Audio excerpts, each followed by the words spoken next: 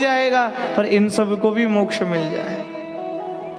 राम जी के नाम में बड़ी महिमा है। राम जी से बड़ा राम जी का नाम है। एक और कथा याद आ रही है मुझे, मैं आपको सुनाऊं। एक बार कोई सेठ का एक बच्चा था, तो सेठ के बच्चे की एक ही खासियत थी कि कहीं कथा भागवत हो, कहीं कीर्तन हो, कहीं सत्संग हो, उसके सामने से जब गुजरता तो दोनों कान में उंगली डाल लेता। एक दिन रोड पे से जा रहा था, सामने प्रियंका सोसाइटी के सामने से जा रहा था, देखा कथा चल रही है भीतर, तो दूर से ही कान में उंगली डाल ली। और प्रियंका सोसाइटी के सामने से गुजरा तो गुजरते ही महाराज तुरंत जैसे कथा पंडाल के सामने आया, कान में खुजली हो गई, एक उंगली बाहर निकल गई। एक उंगली बाहर निकाली, इतने में व्यास जी ने कह दिया राम, कान में राम पड़ गया, तुरंत उंगली डाल ली। उंगली डाल के फिर आगे चला गया। आगे गया, बोले भैया कितना बड़ा अपराध हो गया, मैंने ऐसा नाम सुन लिया राम। जीवन में एक बार राम बोल दिया, पाप करते करते पूरा जीवन निकल गया। मृत्यु हुई, मृत्यु होने के बाद यमराज के सामने खड़ा कर दिया। यमराज जी ने पूछा, हाँ भैया चित्रगुप्त बताओ क्या हिसाब किताब है इनका। चित्रगुप्त महाराज बोले कि महाराज इसका हिसाब किताब सीधा सा है, जीवन भर पाप किए हैं, कोई सत्कर्म किया नहीं, कोई पुण्य नहीं किया, इसको तो जितने भयंकर नरक हो सब में डाल दो। यमराज कहने लगे देर मत करो, जाओ डाल दो। बोले महाराज ठहरो ठहरो ठहरो ठहरो। हाँ क्या हुआ? बोले इसने एक बार राम बोला है, एक काम करो पहले इसे राम नाम का फल दे दो और फिर इसे नरक में डाल देना। यमराज जी सुनकर आश्चर्य में पड़ गए। बोले देखो चित्रगुप्त, कोई भी फल दे सकता हूं पर राम जी के नाम का फल नहीं पता क्या है। बोले महाराज चिंता क्यों कर रहे थे हो, हमारे ऊपर दिक्कत आएगी तो अपने सीनियर से पूछते हैं। बोले कौन सीनियर? बोले देवराज इंद्र। उस आत्मा को लेके पकड़ के चित्रगुप्त और यमराज पहुंच गए स्वर्ग में। प्रणाम किया, देवराज प्रणाम करते हैं। हाँ हाँ भैया। यमराज जी इस आत्मा को लेके स्वर्ग में? बोले हाँ महाराज बड़ा पापी है, तो ये नरक में डालो। बोले नरक में तो डाल देंगे पर एक बार राम बोला है, उसका फल आप दे दो, हम तो जूनियर हैं, फंस गए तो सीनियर के पास आ गए। बताओ महाराज क्या फल होगा राम जी के नाम का?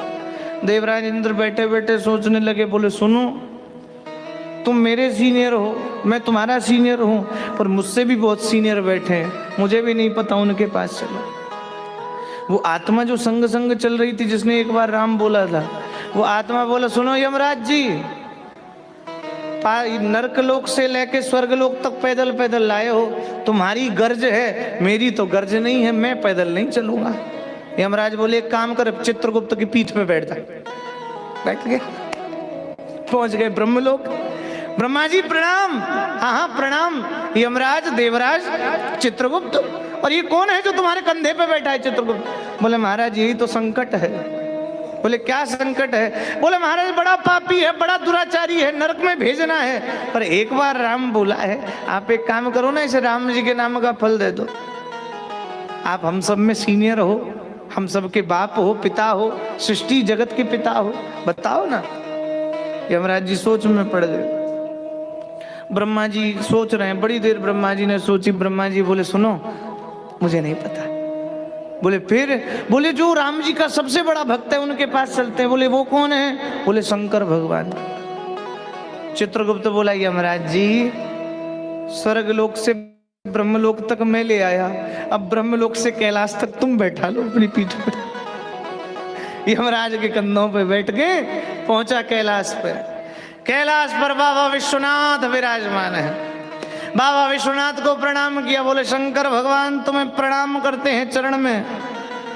बोले बाबा ने देखा ब्रह्मदेव, यमराज, देवराज, चित्रगुप्त। शंकर भगवान ने बोले यमराज जी ये कौन है तुम्हारे कंधों पे बैठा? बोले महाराज यही तो संकट है।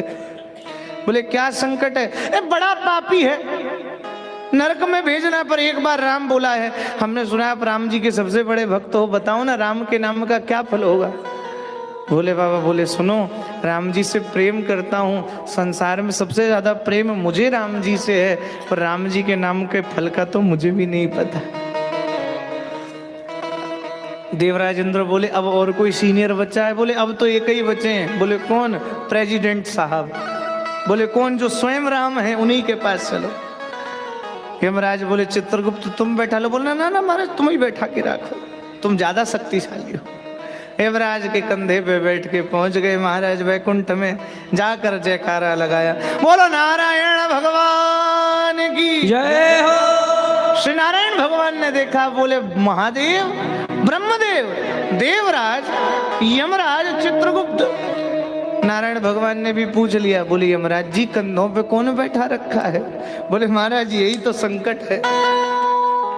बोले क्या संकट है? बोले महाराज बड़ा दुराचारी है, बड़ा पापी है, पर गलती से एक बार इसने राम बोल दिया है, इसका फल दे दो, फिर तो इसे ऐसी तेल की कढ़ाई में तलूं जो जन्मों तक याद रखे। बहुत देर से बैठ के आनंद ले रहा है। नारायण भगवान बोले क्या फल चाहिए? बोले इसने एक बार राम बोला, इसका फल दे दो ना इसे। नारायण भगवान बोले नहीं समझ में आया। नारायण भगवान बोले अब भी समझ लो, समय है। बोले नहीं समझ में आया। भगवान नारायण जोर से हंसे, बोले भैया समझ में नहीं आया तुम्हारे अब तक? बोले नहीं आया। बोले नारायण कहते हैं राम के नाम का फल तुम्हारी आंखों के सामने। बोले क्या? इसने एक बार राम बोला, ये तुम्हारे कंधों पे बैठ के सबका दर्शन करते हुए वैकुंठ में आ गया, और क्या फल चाहिए? और जो वैकुंठ में आ गया वो तो तर गया, वो तो पार हो गया, वो भव से पार हो गए। श्री राम जी के नाम का फल बड़ा